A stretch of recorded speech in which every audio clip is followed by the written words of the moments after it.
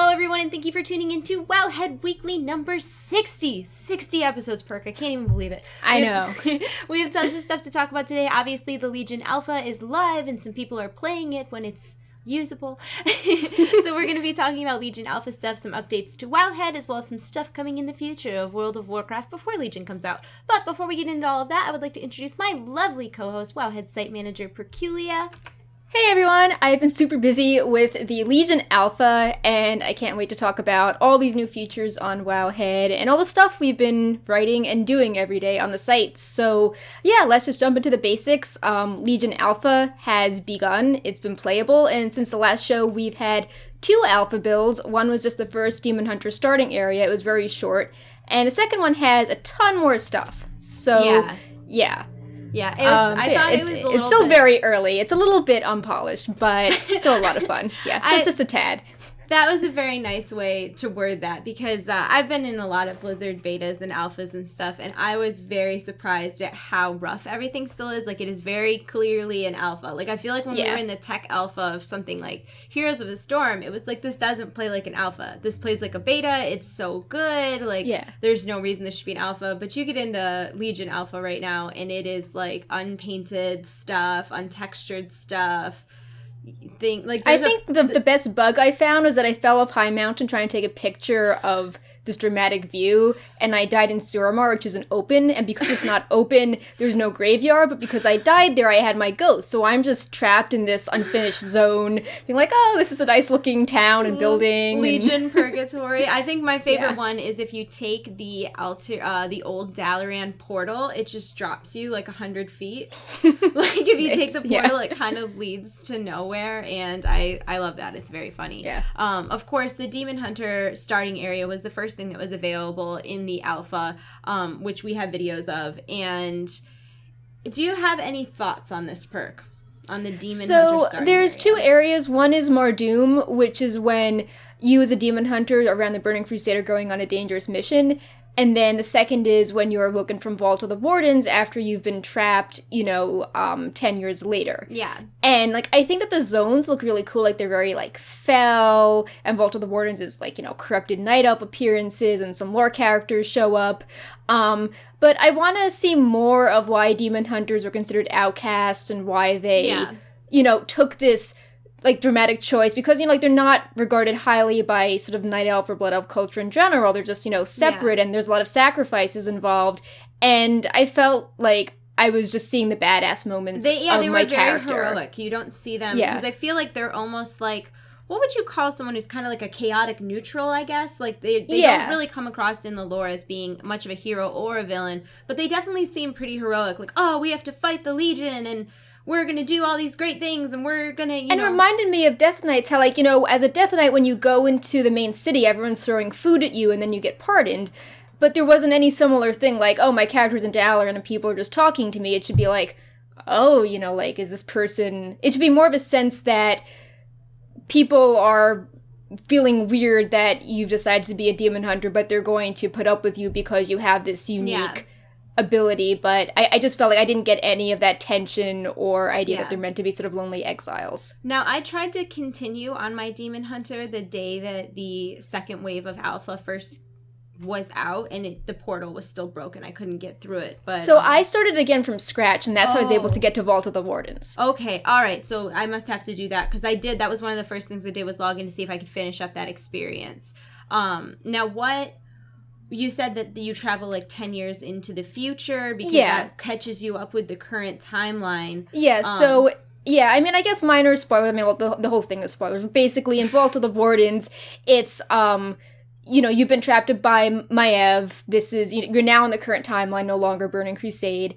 And because you have an affinity fighting legions and the demon, you've been woken up and released from your cell to go aid everyone. So...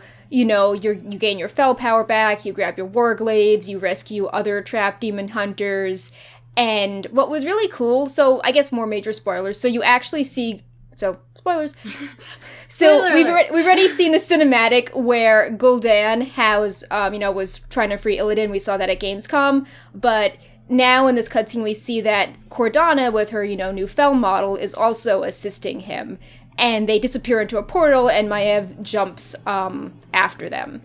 And Altris, the Sufferer, who was the Burning Crusade demon hunter in Nagrand, he's back, and he's arguing with a new demon hunter, a blood elf, who's, like, a big follower of Illidan, about what was the right thing to do if he, lots of people died in Burning Crusade, and it was which side was more right, because both sides did horrible things. Yeah. So you sort of go through both of them talking about, like, contrasting views, and at the end, you have to pick one to help you lead the Illidari, and they become your, champion or, class hall follower. Yeah. So that part was kind of cool, and like I said, it was really pretty. There's an elevator in the center, so there's, like, an elevator boss that people will fall off of, and it just was cool. There was, like, corrupted, like, owls and ravens, and, broken stained glass windows with light streaming in, and demons, so it looked really cool. I just wanted to see more of the tension, like, my jailer just freed me after 10 years, like, what do I do? Like, what's going through my mind? Yeah. Help, I can't move, I've been trapped in a cell for 10 years. Well, not only that, but it is, like you said, it's kind of confusing how they release a bunch of people who are essentially prisoners, and then they're just like, okay, you're free now, go on. And there's no, like, moment of, like you said, like, angst, like... Yeah. That is a little strange, but it's also alpha, so you don't know if anything might change between now and then, or if it'll be better explained, but, a lot of classes are available for testing, not just the Demon Hunter. Of course, the Demon Hunter was the first one, but in this most recent wave, every class except for Shamans are available to test, although many of the specs are disabled. I'm pretty sure that every single class only has one spec available, is that right? I think Death Knights have a few, but each class is, I'd say like one or two on average. Maybe Death Knights and Druids have a few more. No, Druids only have balance. Oh, Yeah. Okay. And I'm pretty sure that Death Knights only have Unholy, but I could be wrong on that because those were ones that I played. But the only healer that you can play is a Mistweaver Monk, and again, there's no Shamans available, and you also can't copy your characters from live yet. You just have to make like the template characters. But what was exciting is that Gnome Hunters and Survival Hunters are available. Yeah, they are so cute. They're really fun to play. I know. Really I want to learn about the whole mechanical taming thing they can do. I want to see because what fun things they have to do. When you start if you start a level 1 Gnome Hunter, you get the bunny. But if you start a level 100 Gnome Hunter, you get like a wolf. It's just like a very default pet. But I was surprised at how fun it was to play a melee hunter. I don't know why I wasn't expecting it to be fun, but Harpoon is a blast. I also really liked the Survival Hunter artifact scenario because obviously a melee hunter is something that's pretty new, and the artifact scenario I felt really helped me understand what was going on. Yeah. It's like, here you should use... It was also really sad too. Like, I thought it was a good, like, balance of, hey, you should learn how to trap, and you should learn how to melee something in the face, and oh wow, like you're actually caring about what's going on. Yeah, Flare was very important in the melee hunter scenario too, and it's funny because I was my raid leader also is in the alpha, so we played together, and he kind of pointed out something about melee hunters that never even crossed my mind, and that was that in a raid scenario, a hunter could respec between ranged and that's pretty melee. useful. And I never even considered that as an option, but like the hunters are going to be better than they are now already. It's ridiculous. But I had a lot of fun. I got all the way through the artifact quest, and then we kept questing for about, I don't know, I want to say like 45 minutes, and then we got to a certain part of Heimdall that was broken and it crashed the game. We couldn't go any further. Yeah. But we got really far. That was the farthest character that we got on without crashing, and it was weird because it was like no one there. Like, I guess we were like the only people that were testing hunters, because like if you tried to get on only person that got through. Yeah, we were like those two people that made it through. So I like to think that we are the most experienced gnome survival hunters in the world currently, but that might not World be accurate. First level 101 gnome survival hunter. I think we got to like 103 quarters, which is pretty good. And I thought the quests were really fun that we did so far. You meet Hemmet Nesting Wary when you're in High Mountain. And by the way, just side note, I'm obsessed with High Mountain. That might be my favorite place. I love that zone. I did not do a lot of questing. I just was taking screenshots, but I've heard that Hemmet is there. Like, I found him. Yep. And then apparently Marcus from the romance novels is also there. I think Anne Sickney from Blizzard Watch was tweeting that. Yeah. So that just seems hilarious. Like, I want to see what he's doing there and if he's like romancing anyone. It reminds me of what's the Wrath Grizzly of the Lich Hills? King area? Yeah, it reminds me of Grizzly Hills, but it's like much more vast and and like Grizzly Hills is kind of like a condensed forest, it feels like. Whereas this is like this huge mountainous, like there's different climates. Like you've got the snowy area, but then you also have like, you know, a lush area, and then you got areas that are like, you know, golden, and then that reminded me snowy, of and then green. Because you had like the area that was kind of coastal, that was on the ocean, but then there was like a river that went all the way through, and there were these huge mountains, and I loved it there. That's got to be one of the prettiest areas in the new expansion. I'm very excited for it. And a lot of people have been asking about the artifact quest, obviously, because that's the most exciting thing coming in Legion is artifacts. And I was very surprised because it only takes about 20 minutes from the time that you are level 100 and get your first quest to having your artifact in hand. 20 minutes. Yeah, I mean, I thought also, like, I was trying out different specs, and I did not obviously know how to play these classes, but, Me either. I mean, like, 20 minutes for people that are just bumbling around is pretty good, I think. Yeah. You should have seen me in the Druid area. When I went through the portal, I didn't realize I had to fight the guys to get to another portal, so I just kind of stood there for a minute, like, wait, is this my class hall? This is so weird. Yeah. But...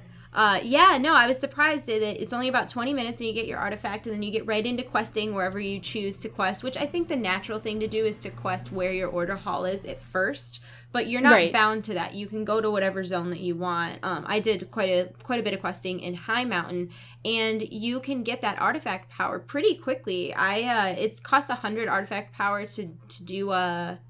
The basic thing. The gold circle. Yeah. So it cost 100, and I had, I want to say, like 60 by the time I logged out, and it was like less than an hour. Probably a half hour of questing. I think it's also good to point out that as you do the artifact quest line, in addition to getting the weapon and learning how to play your class, you also, you unlock your class order hall as well as a teleport to it. Mm-hmm. And then there's also like some tutorial quests to familiarize yourself how you go to the artifact weapon UI area and how you can add things, and then how you get sent to a message board, which then shows you areas you can quest in, except it's not really working. My message board was broken. Yeah, no, mine was broken too. And then, as I mentioned before, the Demon Hunters, I believe you get some, like, champion or follower that's not a garrison follower, but uses the same system, who is a famous NPC, like, I got some... mage, I think, and then I got that demon hunter and a survival hunter as well. But I can't remember who it was. It's someone I don't know, but it was the night elf that was in Dalaran. Mm-hmm. It was like the unseen hunter. So yeah, it was really I was very surprised at how it almost reminded me, this is going to come out wrong, but if anybody's played these games, they'll understand what I mean. If you have ever played any of the Lego games, they tell a really rich story, even if, like, there's no dialogue. Like, and I felt like when I was playing in Legion that a lot of the quests, without reading every word of every single quest, you still got the gist of what was going on in the story because of how you interacted with NPCs and what you were going and doing on the quest. And I felt like the story was very immersive. I think that's also because of the new quest UI, how if you're doing something, like, you might not read a wall of text at first, but then... like, if you come across an important object, like, the NPC's face will pop up and be like, oh, this is really cool, and this is why, and you just read, like, a little bite-sized sentence, and then that's it.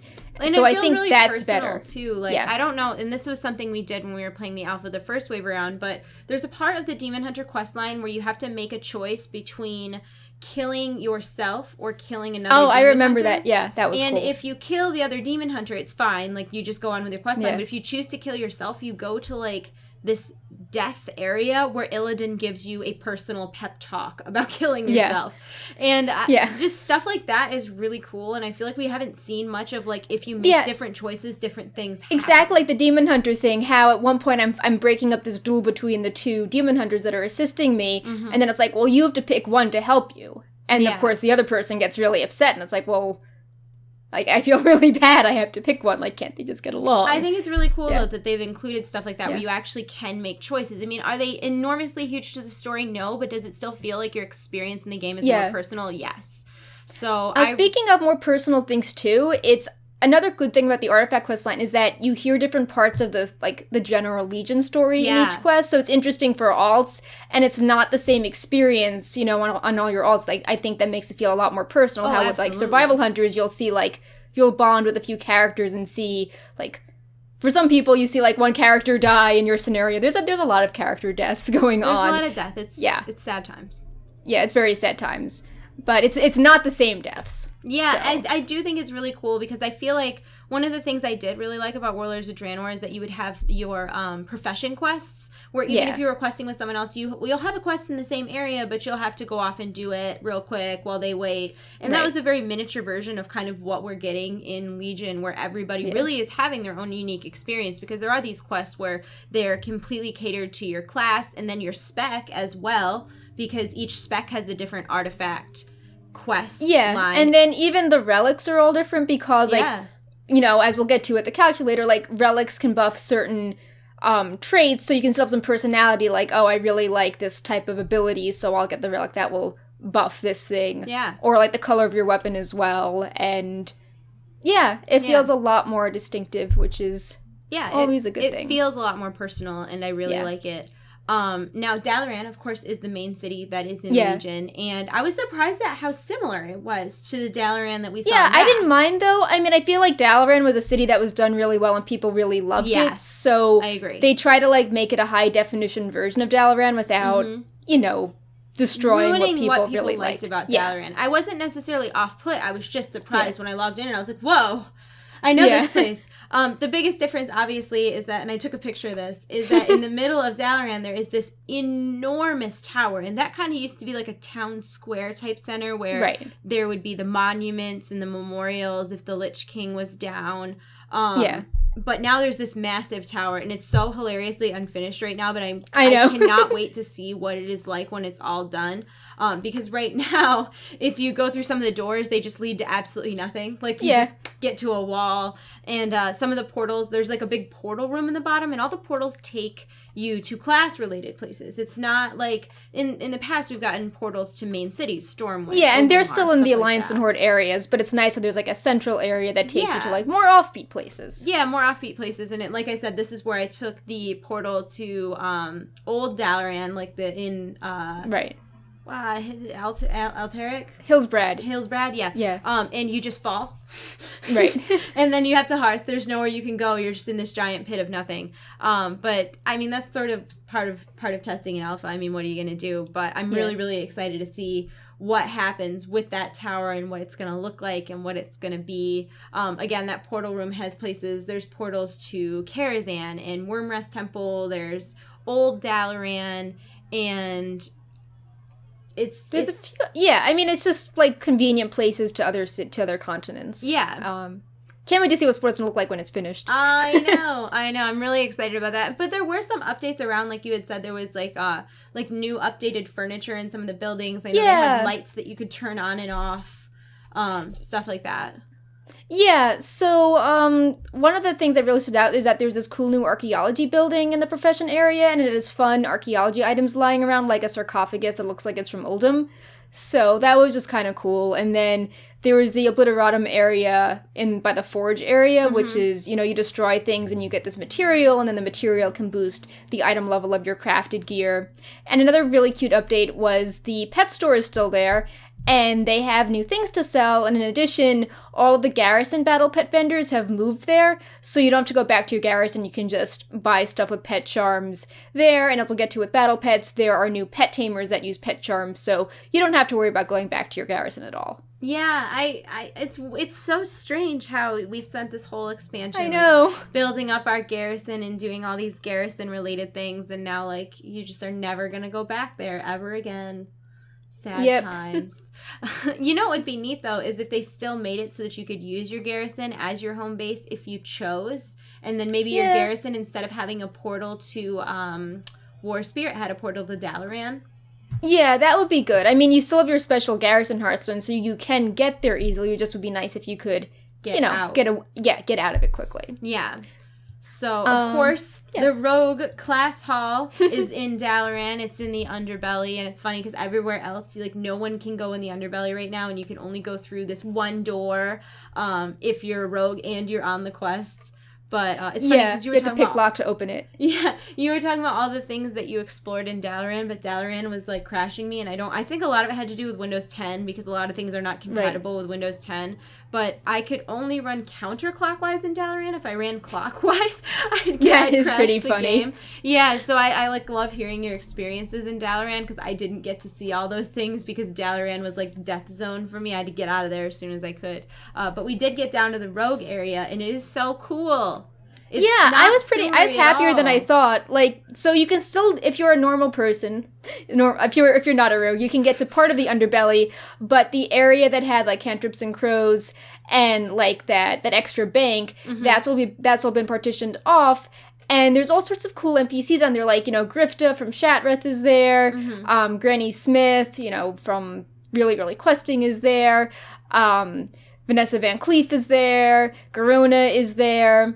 There's like this elegant hidden area that you have to open a torch to enter, and that's like the headquarter area. But then there's another goblin area that has piles of gold lying around in the bank, and you have to bribe people. I love how much they focus on rogues being thieves. Yeah, like, I love how much they focus on... And the Bloodsail Buccaneers are there. They have their like ships there. And I'm just, I like that. It was really, really good. Also, I accidentally ran out of the sewers and fell to my death. But I actually really liked it, and I know you were very concerned about the rogue class hall being in the sewers because who wants to be in a sewer? But it didn't seem like the sewers. It seemed like this secret hideout.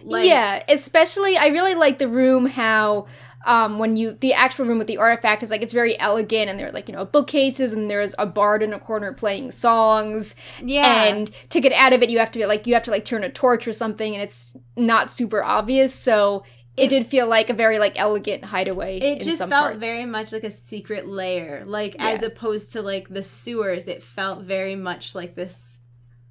I don't know. It was really, really cool. The Druid class hall is in Dream Grove, and it's all outdoors, and it's this very lush forest. And what I thought was really neat is that in the area where you do your artifact, they have these big carved wooden like statues and memorials of each spec. But the best one is that they included the travel form. Nice. Like really necessary, but I really liked it. It was very, very pretty. I really like the hunter one because they just like going back to the rogue thing, how they just try to focus on like like what's a rogue of every race, like what's a hunter of every race. So you had like the Forest Riders, like you had the Blood Elves, you had Verisa there, you had Rexar, show up with his bears, you had Forest Riders, you had the Dark Rangers from the Undercity, you had some of the Night Elves, I think like the Ranger from Ashenvale with her wolves were there, and it was, then with the Goblins, and their dialogue is hilarious. Like someone will be like, this weapon is awesome, and they're like, it would be better with gears on it, or like, like, does this work like a mechanical chicken is the best thing ever. So I just really like seeing all of the different races interact, because it's been so much like Alliance versus Horde, and it's nice to just see people coming together and supporting a class instead. I've never mained a hunter. I've always had a hunter alt, but I've never actually like mained a hunter, and I felt very like I didn't make it very far in either of the class halls because my game kept crashing, but hunter is the one I was able to play the most. And I feel like you feel so satisfied playing whatever you're playing. Like you feel special and like part of something, and like I said, the storylines are just so much more immersive. Like I don't think I've ever really been the type to be very like, oh, I need to read the quests, and I need like I've always been like, I need to go kill things and level fast and get to the max level and raid and do stuff like that, whereas opposed to like this, I really wanted to like stop and take everything in a way that I hadn't before, which I thought was particularly interesting because it wasn't even for my main character. It was for this, I've never, my secondary alt has never even been a hunter, and I really cared about what was going on in this hunter area. I also like how all the artifact halls have important weapons lying around, because you can be like, oh, like, I've collected this weapon, or, oh, no, I haven't, but this looks really cool, I should try to get it, and it just, I don't know, I like stuff like that, how it's actually reminding you that, 8 years ago, maybe you got Illidan's bow, and let's relive that memory, as opposed to just focusing on, like, the now. Well, not only that, and this is kind of unrelated, but it is so satisfying when you pick up a piece of loot, and it says, appearance added to wardrobe. Exactly. You're just like, it is! I can't wait! This is so exciting! So, I really like I don't know, I liked everything I did, and I haven't experienced, I did play a Death Knight, but there's this one, like, escort type quest, and there was just too many Death Knights to function, so I never made it to actually getting my unholy artifact weapon, and mages were also broken for me. Like, I tried mages, and they were pretty cool because I think the mage class holds at the top of that tower, and it's very kind of cool in Dalaran, and there's the nice lattice work, and the training dummies are hilarious because they're these gigantic, like, magic crystals. Like, they're, like, 10-foot tall ice shards. Yeah, they just looked hilarious. The NPC that you had to kill to move on in the quest was bugged at 1 HP when we tried mages. So we didn't make it any further. And I think Monk is the only character that I didn't actually log on to play. Oh, yeah. So, but they're really cool, and Wowhead has screen caps of a bunch of the class order halls, as well as a bunch of the zones that are available, Stormheim, High Mountain, and the dungeon for the Halls of Valor, and I grabbed a couple of those screenshots so you could see them. This is the Broken Isles, and this is High Mountain. Wait, nah, that's the Vicryl area. What is that called? Stormheim? Yeah, that's Stormheim. Yeah.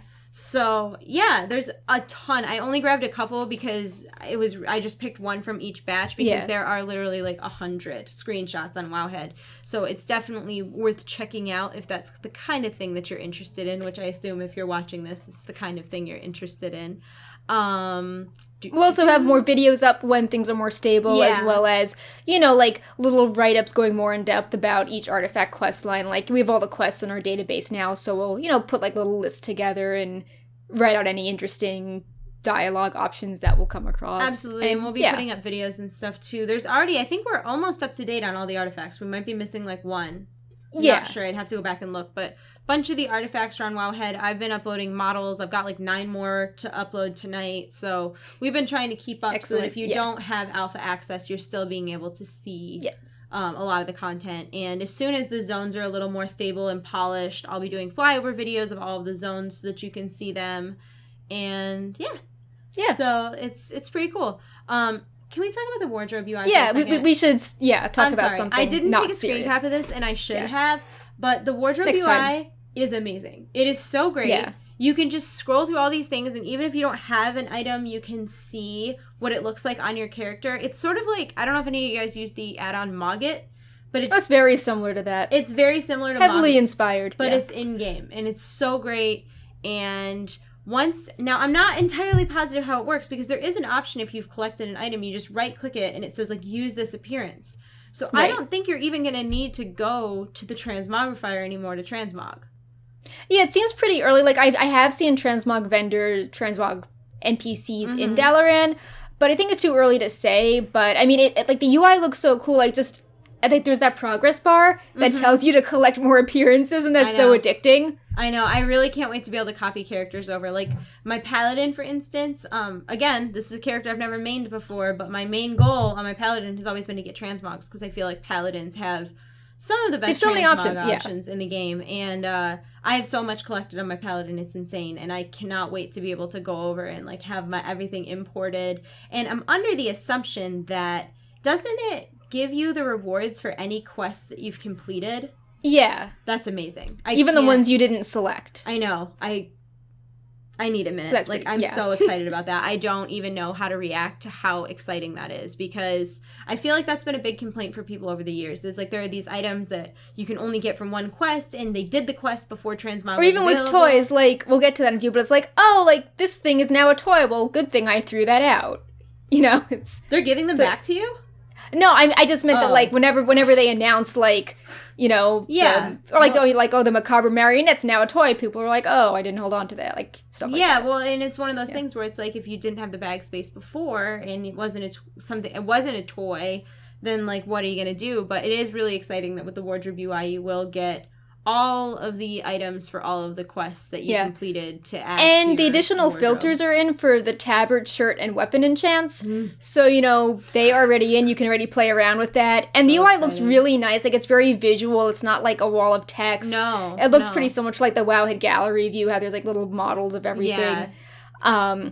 And another thing they did is that when you mouse over the appearance, you can preview it on your character, but it also shows you where the item is from, as well as a list of items that have, like, that exact same appearance and where they are from, in case something looks really cool and you're like, oh, but this is really hard to get. Maybe there is an easy version. Yeah. So I always like stuff like that. All very exciting. And I don't even understand, like, I don't understand how I'm going to have time to do anything next expansion, because they just literally, I don't think I've ever been so interested in doing everything before. Like, there are some things that just, honestly, like, the Brawlers Guild has never been something that really was super interesting to me, but I know a lot of other people have a lot of fun doing it, but everything I've heard about in Legion has been something well, now you have to do Brawlers Guild because there are shirts tied to those special bosses, and you need your shirts for Transmog to collect the Transmog. And you need them in the no, they're giving all these new incentives that are just, I'm very excited. I'm very, very, very, very excited.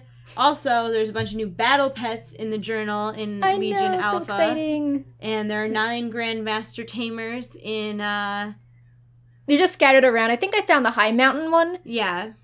So, their rewards involve pet charms, so you can buy stuff without having to go back to the garrison, which is pretty cool.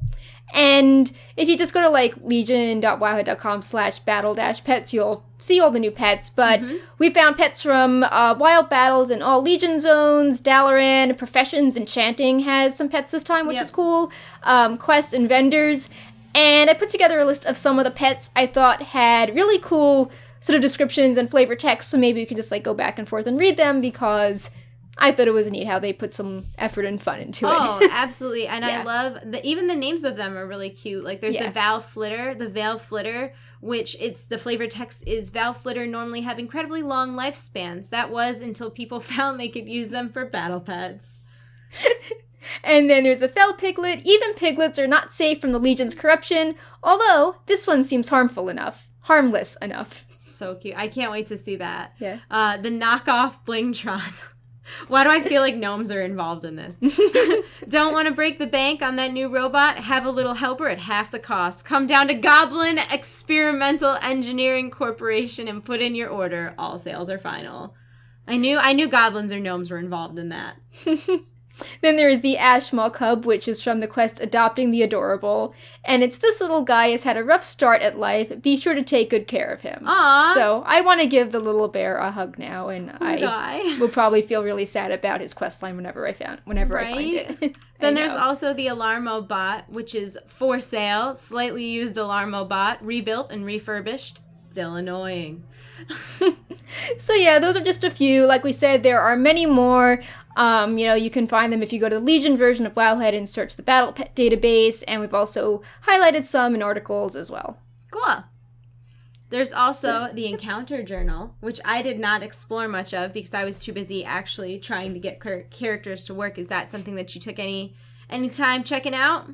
Yeah, a little bit. So basically, we talked a little bit last show about some of the data mine descriptions for bosses, so we don't need to get into all that again, but the really cool thing was that they added many old instances to the Dungeon Journal with descriptions and loot, so like Molten Core or Onyxia or Icecrown Citadel. So if you're like brand new to the game, you have some helpful pointers in game, or if you're just doing transmog runs and you don't know where stuff is from, now a lot of those old instances are filled in and it can help you out and save some time. That's nice. And yeah, just, we went over some of the important stuff like Maleficent Mana Storm last show, but the important stuff. all those bosses have like working 3D models, so like weird corrupted models, all sorts of interesting stuff, and if they have a description or abilities or loot, all their NPC pages on Wowhead now have all that information on it that we covered last show. Yeah. I really just love that you referred to Maleficent Mana Storm as the important stuff. We also uncovered a significant amount of Legion items this week, including legendary items, which, remember, these are Diablo-style legendary items. So they're going to be random world drops, bind on pickup, and some of them are even class-specific, which is cool. Well, a lot of them are class-specific. Yeah. And they have really, really cool procs, so I figured we could just go back and forth. You start. So the Hogbreer is, upon taking fatal damage, You are returned to full health, but deal 40% less damage and healing for 30 seconds. Can only occur once every 3 minutes. Actually, why don't you do the next two, because I have to answer a work question related to tools. Okay, can do. The Gilded Wings. Your healing critical strikes have a chance to summon a Valkyr to aid your target, damaging nearby foes and healing your target for a portion of the damage dealt. Then there is Wilfred's Hood of Superior Summoning. The cast time of all demon summoning spells is removed, and your demons deal 20% additional damage. The flavor text says, left at home on a crucial day. Me and reading, man. Jiraxis. You can, of course, find a full list of all of the legendaries that we've found so far coming in Legion at the database, and ones that will also be added in Legion that we haven't actually uncovered yet, but we have the data for. So all of that is right on Wowhead, and most of it is right on the front page still. So if you just scroll around, there's really a lot, though. Like, so many. Like, we heard at BlizzCon, like, oh, there's no plans for a legendary quest line, and that's because they really revamped the entire way that legendaries work. Yeah. And I just think it's going to be overall so much more exciting, and it's also going to encourage people to continue doing solo player content, which is something that I really feel like Warlords of Draenor in particular lack. I mean, people get on, they do their missions, they do their garrison stuff, they get off, they get on to raid or stuff like that. You don't really see people doing dailies every day the way they used to do them in Mists of Pandaria. Whereas I feel like with legendaries, having a chance to drop whenever, it really rewards players for putting in more time. So we might be back to the era of people being on WoW for 12 hours a day. In lighter news, we also have a bunch of toy information related to items. We had a bunch of new toys as well as dozens of old items that were promoted to toys. Yes. And some of the new items which I thought were cool is that there's the leather love seat from leatherworking and the lay shocker from enchanting, so it's nice to see professions that are kind of the more boring ones are getting some attention. Yeah. There's some Dalaran toys, and one which is really cool is the shoe shine kit, because there's this little Easter egg in Dalaran where if you sit in a chair by the cobbler, he'll come over and shine your shoes, and then your shoes sparkle. Yeah. And apparently now you can get a toy that does the same thing, and it's like the name of the item you get it from is that cobbler's name. So I think that's a cool little detail. Super cute. The best part. Oh, no, finish, and then we can talk about all the things that are going to be toys, because I'm really excited about it. Yeah. And there's also many toys, as usual, from rare spawns and treasures, and when we data mine the items on Wowhead, we can also data mine their locations. Why did I put this item as? Okay, so there is this item called the... Did you pick this one just because it's impossible to say? No. I would say it's the Sixth Sense. So it is the SYXSEHNZ rod. And it has a really cool effect, which is you use the rod to glimpse the true form of the departed night elves of Azuna and Valshara, so yay, night elves. And another fun one is the Raven Bear disguise, which is you apply the sweet Raven Bear disguise. Raven Bear disguise. Exactly. And then probably the most exciting thing ever is that tons of items from past expansions are being promoted to toys. And I'm probably more excited about this than I should be, because I really do try to keep that stuff, because I always feel like someday Blizzard is going to reward me for my hoarding. And it happened. A bunch of items are being made into toys, like Blinktron, the Wormhole Generator, the Moley Mailbox, the Hearthstone things like the Innkeeper's Daughter and the Dark Portal, fun quest items like the Rainbow Generator. I know, that is so exciting. Everyone loves it. Yeah, the Turnip Punching Bag, Don Carlos hat, a bunch of rare spawn loot like the Ash-Covered Horn, the Aqua Jewel, and the Battle Horn, a bunch of the Time-Walking, Timeless Isle, and Tanan loot like the Ever-Shifting Mirror and the Sassy Imp, as well as the Harris Pilton rings and Black Ice are now toys. I was a little bit disappointed, though, in seeing that the Rainbow Generator and Don Carlos hat in particular were being made into toys, but then there's so many items that, like, spawn a whelpling to fight with you, or spawn a this to fight with. I mean, so there's still hope. Like, they always keep changing things every build. Yeah. Like, I want to say the first build, they just had the toys, and the second build, we found, like, the old items as toys. I don't even remember, but they do always keep changing things. I think it's pretty easy to switch things as toys. And not to get super technical, but there's, like, a different item version of the toy version versus the trinket version, so maybe they can make, like, a toy version of something that summons a whelpling or, that just would be a companion. Yeah. Like, they could just call all of them de-weaponized, like how they have the de-weaponized mechanical companion, like all of those items that summon, because there's so many cool ones. There's the Pandaren mechanical dragonling trinket. There's the one that drops out of Eye of Eternity. The ghostly one. Yep. Or like the Reyes egg trinket. There's so many. Yeah. Yeah. That one, everyone's like, oh, that's yeah. There's the mechanical Grinch guy who there's a lot of like trinkets that summon something to fight with you, and it would be so cool. What's the one out of Scarlet Monastery? The dog. Oh, the dog one. Yeah, the hound you can summon. So I feel like I really want them to update it and just have those types of things where they just hang out with you for 5 minutes, because I think it's just another reward to go back and do old content. Yeah. Or if you could transmog your trinkets to have those. Oh, that would be fun. Appearances of those procs would be amazing as well. I mean, that's a way far-fetched idea, but Blizzard, you can steal it from me. I'm okay with that. Trinket visual enchantment. I know. Yeah. I know. So anyways, I'm really excited about all the updated toys, because I feel like I collected a lot of those things before toys were a thing. And then I got to a point where my bags were full, and then I didn't really... Because most of my items didn't transfer to become toys, I wasn't interested in collecting toys because I was mad.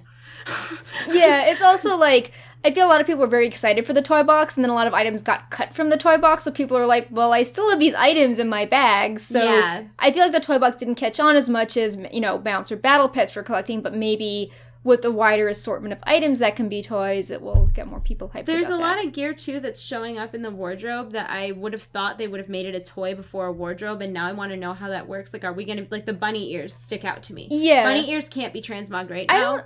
I don't think all that's finalized, but yeah, like, I'm just, like, half of my wardrobe was, like, Halloween masks and bunny ears. I'm like, this is interesting. Yeah, because like, there's more fake gear than real gear. I would have thought that those things would have become toys with a temporary, like, have bunny ears for 5 minutes before they would have become transmog items. But if they are transmog items, I am so rating as a bunny. It's happening. It's happening. I'm really excited about the very thought of it. And it's funny because a lot of people for a lot of time have said, you can't do that. It's ridiculous. Yeah, listen, out of character. Have you seen some people in World of Warcraft and the transmogs that they have, like, trust me. You can make pretty ridiculous ones. You can make some pretty there's some pretty ridiculous looking, like, serious gear. Like the Murloc helmet that's out of Zulamon? Black Fathom Deeps? No. Oh. There's like, I know some of the troll gear for plate is, like, very bizarre. It's, like, wooden, so... Wooden with, like, red stuff and I'm feather, very much pro this idea. We also got some information about food coming in Legion, including bacon. So everybody's very, very excited about. Crispy bacon extends the benefit of any well-fed buff from the Broken Isles by 1 hour for up to a maximum of 6 hours. Yeah, so I thought it was neat how there's, your traditional food that's like, plus whatever mastery or critical strike, but then you also have these more interesting buffs like crispy bacon, as well as these other ones like spiced rib roast, which you unleash a volley of pepper breath fireballs, or bear tartar, which makes you sprint for a short time after killing an enemy. And, there's been like some other profession updates, but we covered pretty much all the important updates besides the bacon in the last show. So, if you dig back a few weeks, the important it's all things, there. Like Milfred. No, this is actually like there's the enchants and the enchanted things like your neck would summon a druid or like sentinels. We talked about that actual last important week. stuff. Yeah. The new profession stuff is really interesting. That's coming in Legion. I almost put it on these notes and I was like, wait, I think we talked about this already. Yeah. But more Legion stuff. Go figure. Pretty much. So much has been data mined as far as models go. It is insane. All the artifact weapon models, variants, and tints, including the Feral and Guardian Druid forms, are available to gander at on Wowhead. Most of them can be viewed in the model viewer. If you do not want to do all that, we have almost all of them uploaded to YouTube in video format, and it's really funny because the videos are so long that we couldn't just put the same music on everything because it would just be like so redundant. So I went through the YouTube thing and there's like random classical music and everybody's like, what is this music? It's very soothing. It's art. It's art is what it is, okay? Also, all of the mythic and PvP armor for Death Knights, Paladins, Priests, Rogues, and Warlocks has been data mined. Other sets, including the Tier 19 Rogue Warlock, the Honor gear, dungeon gear, endgame gear, quest sets, boss models, and there's some really cool, like, spoilery type boss models, like, spoiler alert, mute me if you don't want to hear this, but Fel Cordana and Corrupted Ysera. There's also updated NPC models for Anduin, Sylvanas, Malfurion, Gen Greymane, Maeve, like, tons. Maiev. Yeah. Sorry. The Priest Mythic is really epic. We'll have a video soon on that. I feel like the priest gear I saw I didn't love. Maybe it was different gear. Was it the one people were like looked like some sort of like saw contraption on their head? No, people loved that.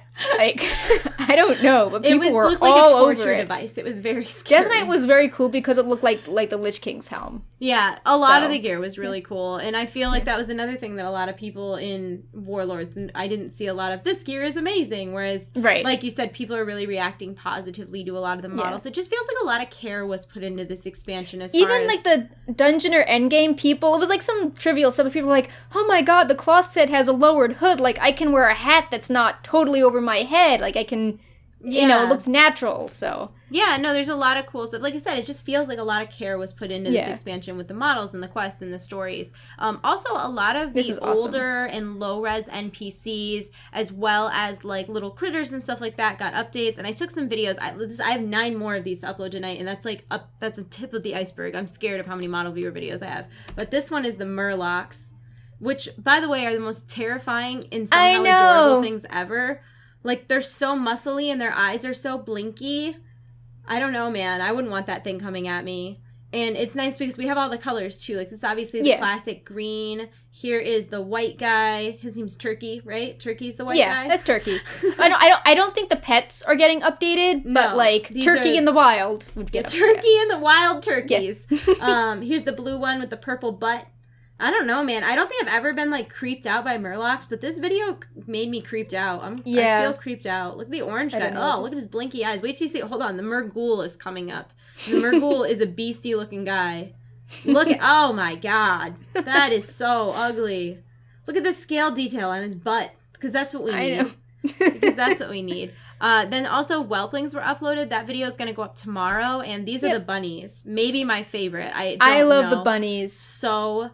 flipping cute. I love the one that's purple and the one that has the bloody mouth. Yeah, they're both in this video, don't you worry. Yeah. This one's really cute, though. I could see someone, like, having this as a real-life pet bunny.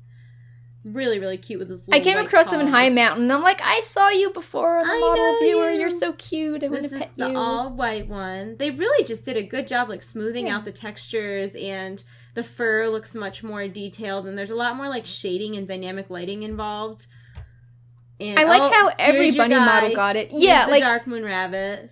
I like how it's not just like, oh, we updated the basic bunny, but it's like, oh, every bunny that has this model, like, we should make the weird ones, like the Dark Moon Bunny, look cooler as well. Yeah, absolutely. There's the Dark Moon Bunny, and this is like, this guy reminds me of a Siamese cat. I know there's a name for this, but he's got little spots on his butt. Yeah. They just did a really nice job with the details on all of these. They're so cute, especially if you compare them to, like, the old models, which were just blocky. And here's the purple one. Where do you even get this? I don't even know if I've seen this. Maybe it's like a why am I spring the not noble? Yes, Noble Garden. Noble Garden. Yeah. You're right. It probably is Noble Garden related. But he's a really cute one. And the last one is kind of like this peanut butter colored. Yep, very Eastery looking bunny, but they're all super adorable. And it's not just the bunnies. I mean, there like so many things got updates. The owls look amazing. I took videos of the owls today. The eagles, the bears. Yeah, kobolds are cool. Yep. The squirrels are cool. Like the mechanical squirrel with the armor looks so cool. Yeah. Bears in the wild. A lot of pets that hunters can tame got updated, which I think is really nice. And there's new colors of them. Like the mana sabers are amazing. People love them. They're these like neon beautiful cats with swirls on them. The Mystic Rune Saber, only like wild and without armor, and like they have different variant colors of them. Really, really impressive. I actually when I saw the picture of the owl, I was like, oh, it's just an owl. But when I opened it up in the model viewer, I was like, wow. Like, these are really detailed, and they look really, really, really nice. Yep. So, if you guys want to check out the models for yourself, you can do so at Wowhead. I think it's, what's the exact URL? It's...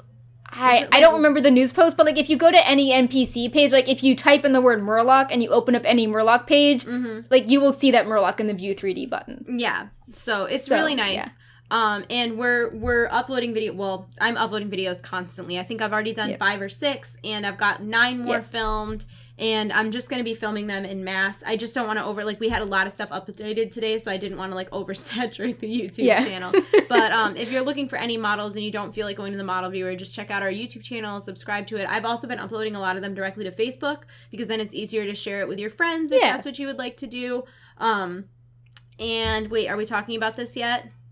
Is this the spoilers? No, you're gonna talk with spoilers. I'll talk about the dressing room after. I was gonna talk about the dressing room, but that is for a later time. Hold your horses, Danielle. I'll let you talk about the spoilers while I put eye drops in my eyes. Okay. So, these spoilers are mostly based on audio files as well as data mined quests and NPCs. And some of them are pretty major, so this is a warning that if you don't want to hear this, you should mute or go away. Although if you're watching the show, you've probably already seen this information on Wowhead, under a spoiler button.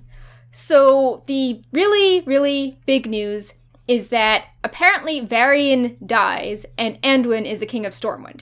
And we can see this on the NPC text that Anduin's title is King of Stormwind, and this one quest says the might of Azeroth has fallen, King Varian Wynn of Stormwind is dead, Warchief Vol'jin of Orgrimmar is missing in action. Any remaining heroes willing and able to defend our world should report to the Violet Citadel in Dalaran and speak to Archmage Khadgar and the Council of Six immediately. And with Vol'jin missing in action, Sylvanas is now acting as the war chief of the Horde. And there's another quest, which is speak to War Chief Sylvanas Windrunner. Welcome to Stormwind Keep. The fandom is our ship is canon, guys. Our ship is canon. I'm sorry. Go ahead. But yeah, so apparently there's this quest where Sylvanas introduces you to Anduin. And another big spoilery death is that apparently Tyrion Fordring dies. It's part of the Ret Paladin questline to get Ashbringer. He is being held captive by demons and they were torturing him. And we could also hint at that from the NPC files because there is a NPC called Tyrion Fordring's Soul. And finally, Gangreymain is fighting with Sylvanas, and there's quests being it is true that we may have a lead on Sylvanas, and I want nothing more than to get my hands on the Banshee Queen. And then, as we mentioned before, with some of the models, we can tell that Ysera and the Green Dragons are corrupted, and that we'll likely have to fight them. And we've also data mined some artifact fragment where, the Frost Death Knights are interacting with Bolvar, who is now the Lich King, to get their artifact.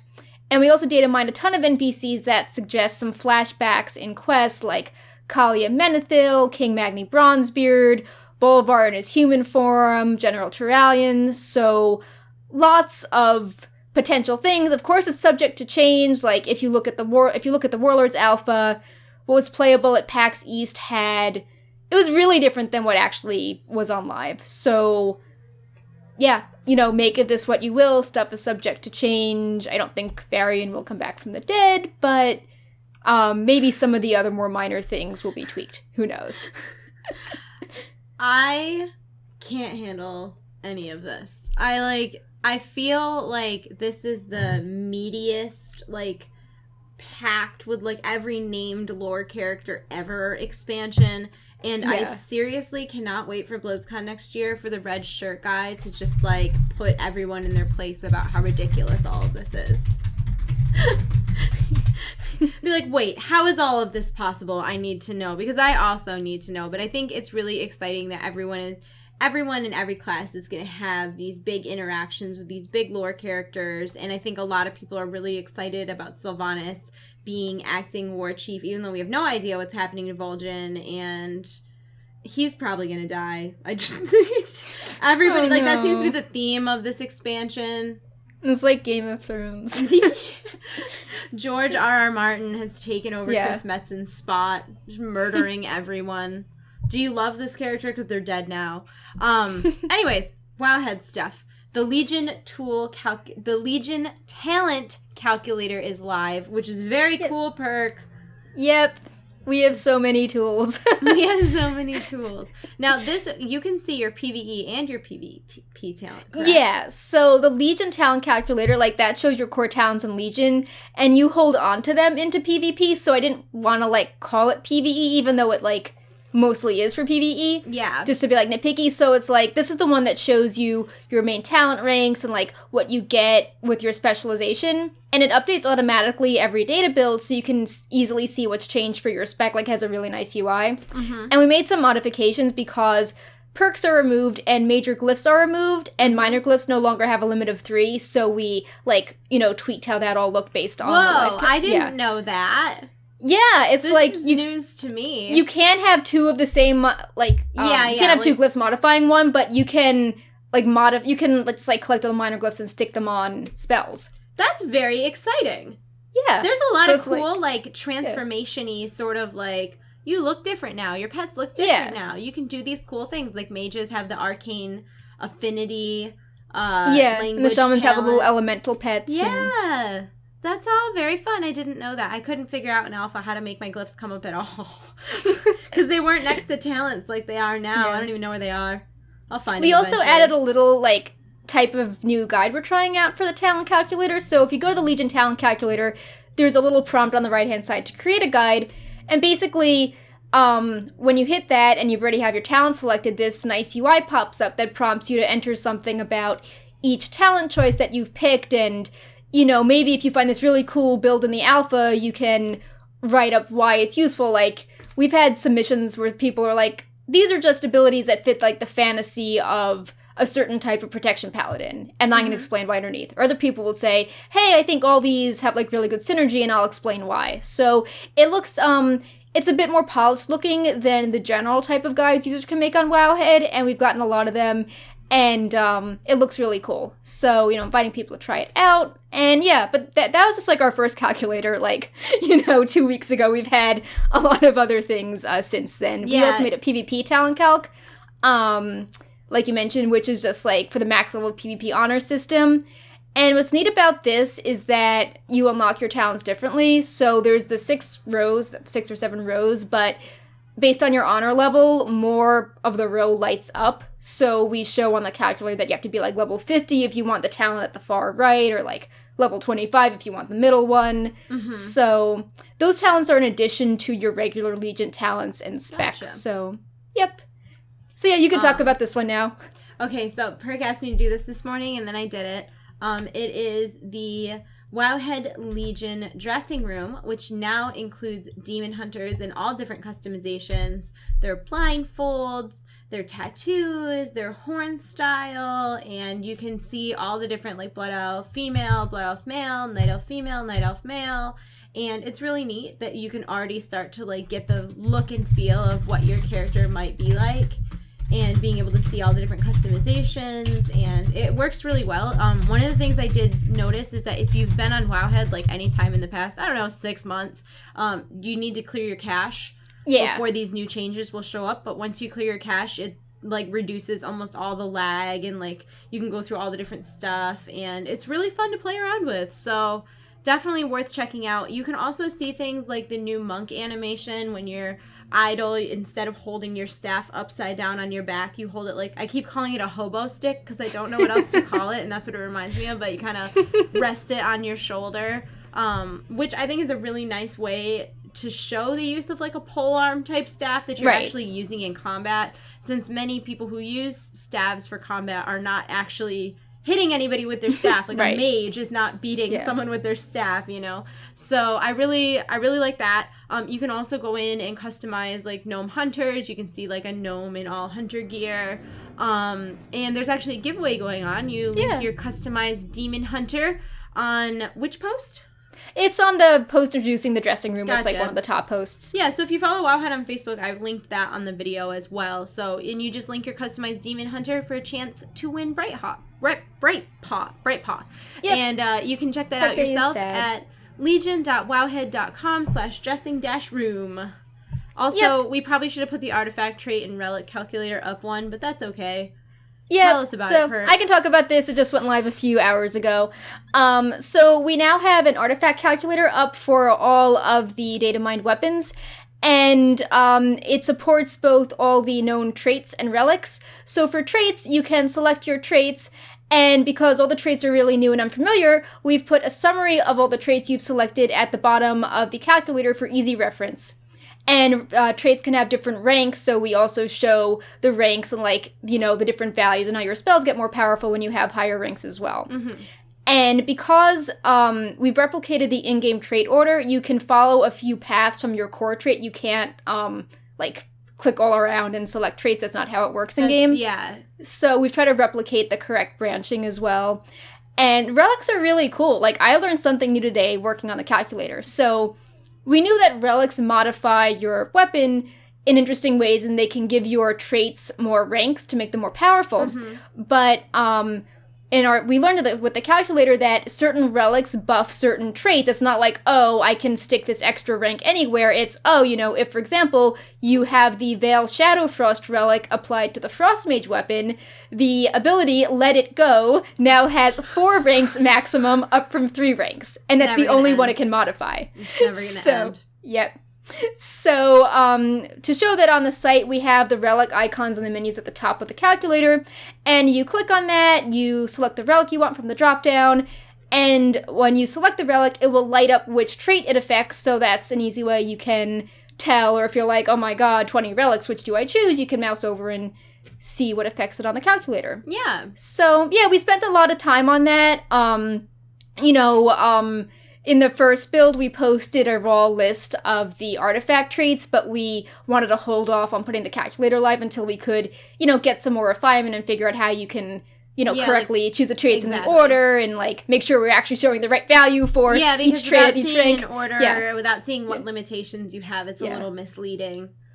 Yeah, but that's all live now. There's also a fishing artifact, and it's amazing. There's also, like, some weird paladin variation of the Ashbringer called the Oakbringer.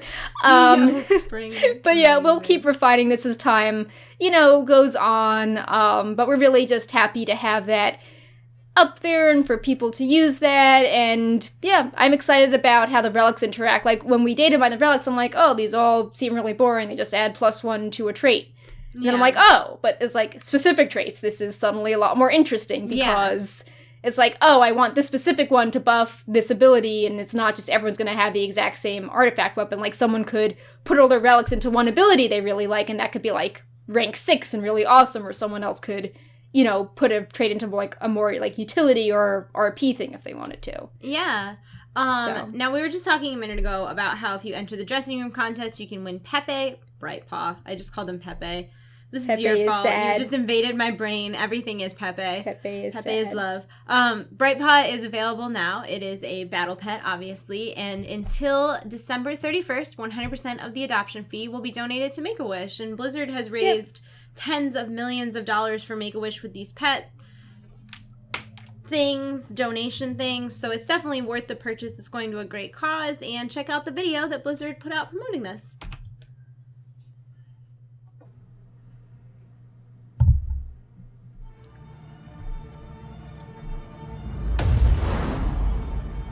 Drawn to places teeming with arcane energies, you may find a creature with such an insatiable thirst for magic that only the most powerful and patient of heroes could ever hope to tame it.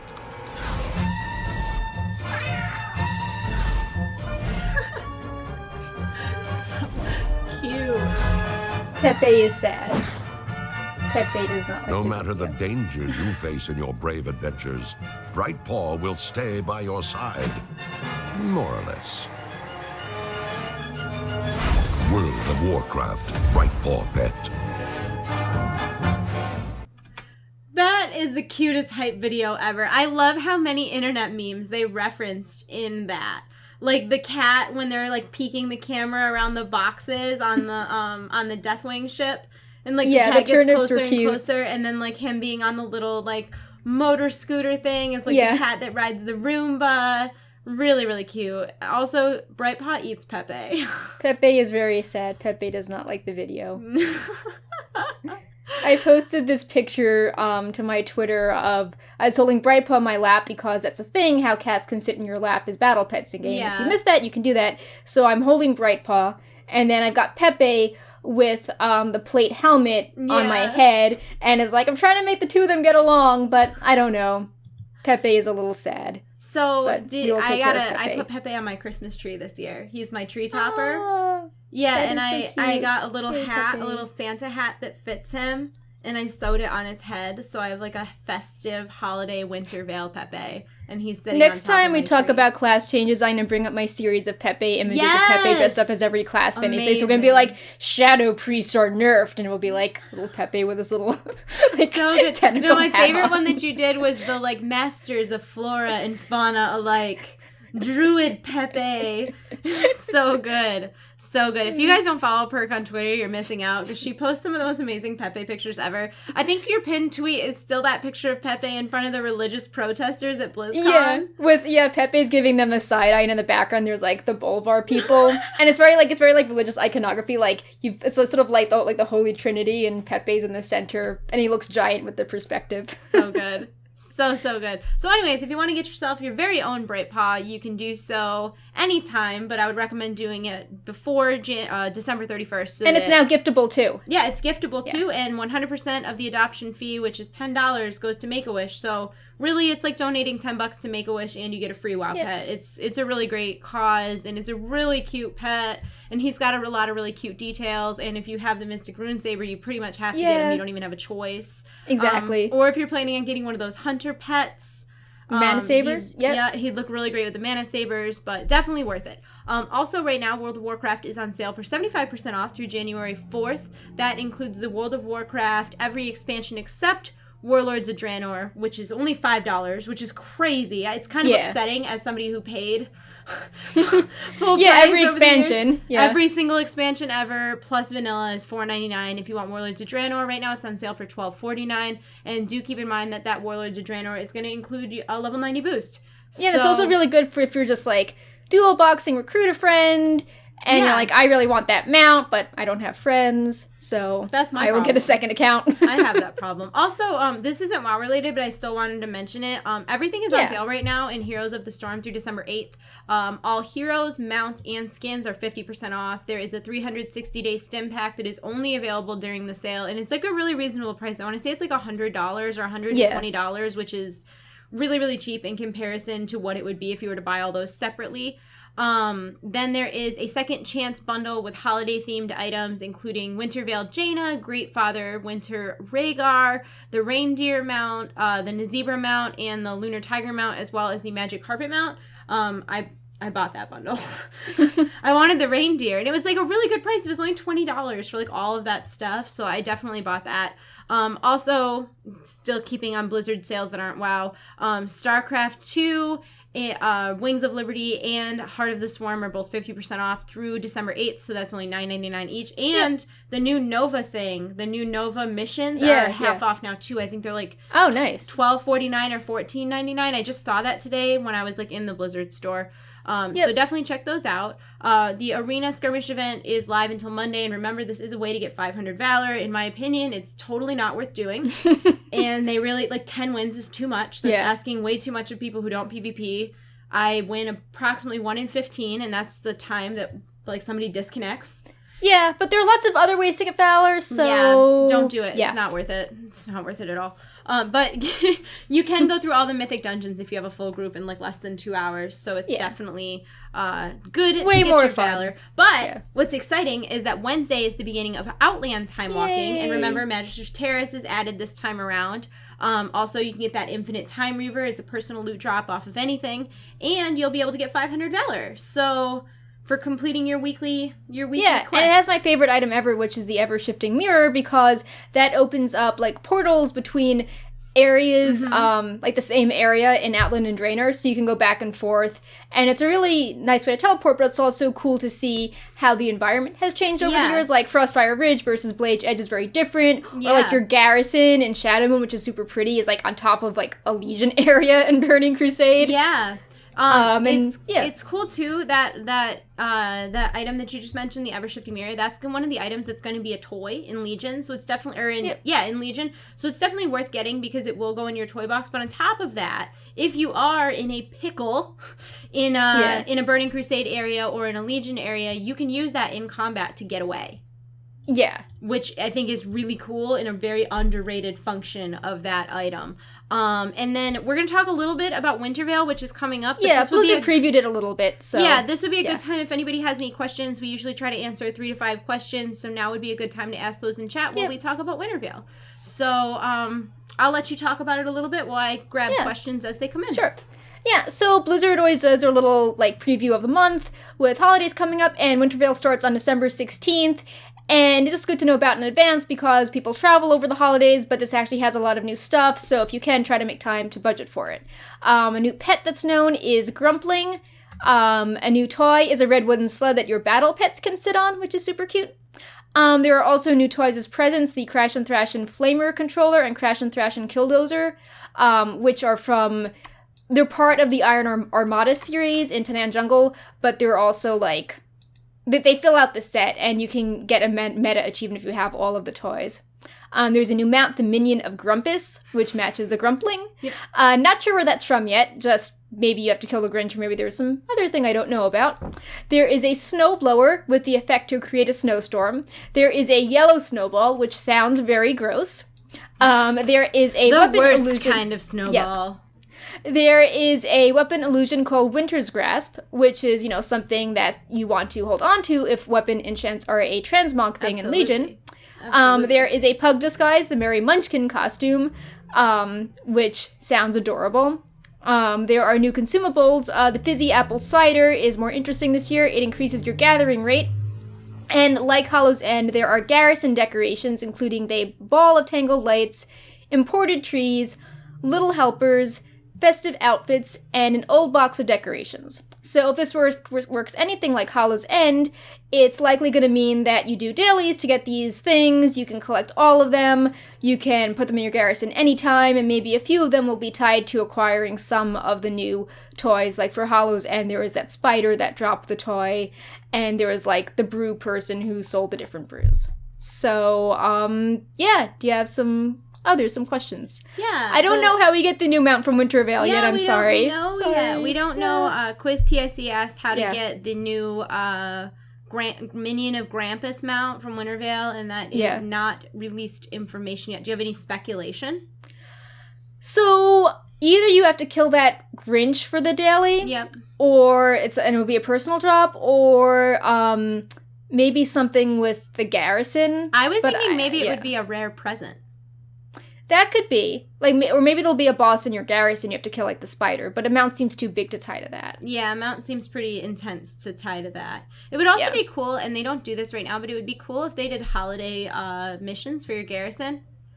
Yeah, and I think I mentioned this before. Maybe it was part of Wowhead's April Fools. I had this idea that you could get certain followers that look festive during the holidays. Yeah. And they wouldn't be, OP, but, it would be, a Love is in the Air follower, or, someone wearing a Christmas sweater, or the ugly thing for Christmas. By the way, they should sell ugly sweaters on the Blizzard Gear Shop. Yes! I bought a ugly World of Warcraft Christmas sweater from, another vendor that wasn't Blizzard, but I would rather support Blizzard. Yep. Blizzard should definitely make those. They should just literally make the festive Christmas sweater a real sweater. People would buy it. I promise you people would buy it.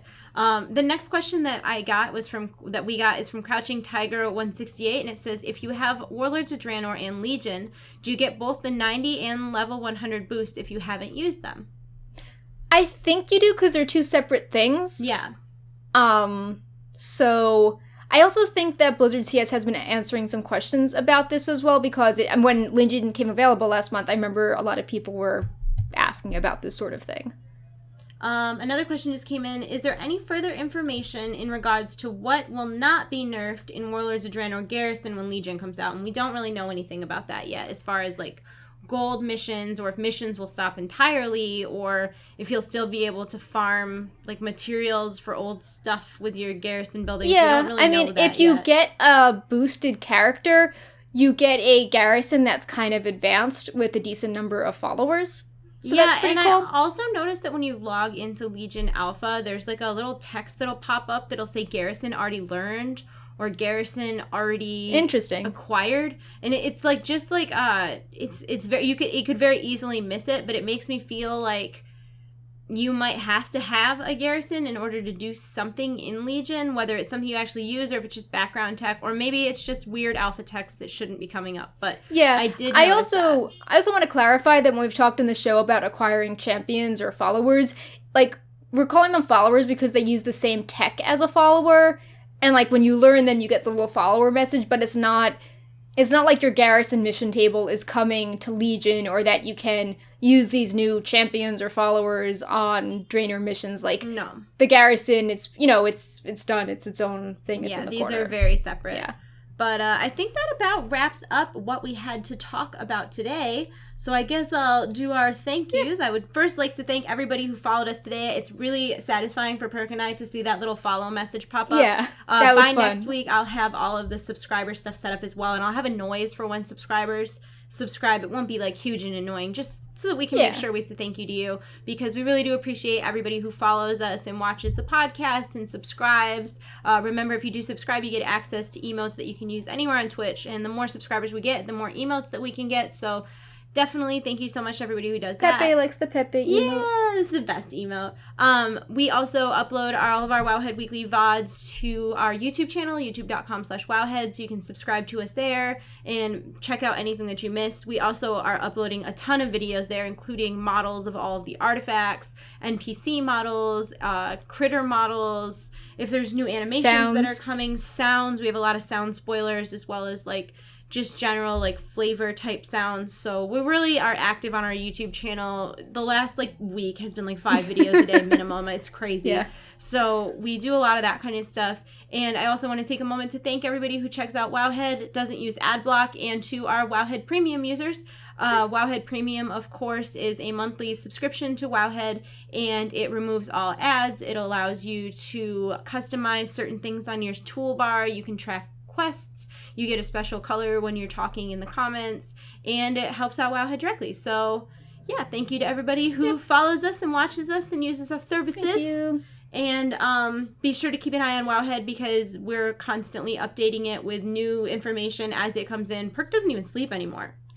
Yeah, it would be fun to do an episode just talking about the nuts and bolts of data mining, but because we have people in so many time zones, I sort of modified my schedule to be more on an East Coast time, and then I just started taking various naps, because if I slept too long, stuff would happen, so. She's on I think there's a word for that. I think it's called the everyman sleep schedule, where you like are awake for 6 hours, and then you take like a 1 hour nap, and then you're awake for 6 hours, you take a 1 hour nap. Like, that's Perk's life right now. Like, every time I ask her anything, she's like, I don't know, I haven't slept in 4 days. Oh, could you take a nap, please? You're going to die. So thank you to Perk. Thank you, Perk, and everybody else at Wowhead who's been working around the clock. Also, if anybody follows me, I know this is not Wowhead Weekly related, but my Druid class changes video should be up tonight or early tomorrow morning. That video took an obscene amount of time to make, and I wasn't anticipating the workload that I took on in doing these class change videos. So yeah, I think that's all the things. If you have any questions that were not answered, of course you can leave them on our YouTube channel. I make sure I moderate the comments for the first at least 24 hours. And those are all the things. Yep, so thank you so much for joining us today. And we're going to go. I hope you have a great weekend, guys. Bye. Yep. Bye. Ah, that didn't work. The button didn't work. There we go.